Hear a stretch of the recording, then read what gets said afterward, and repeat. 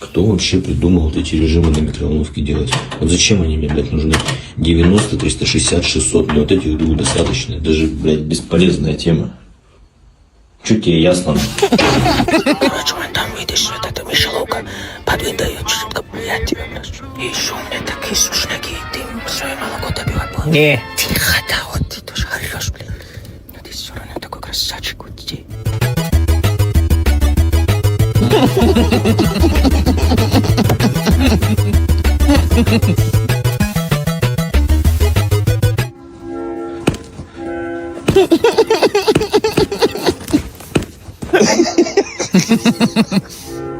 Настя, я не ожидал, что это в натуре, блядь, по Станиславскому будет.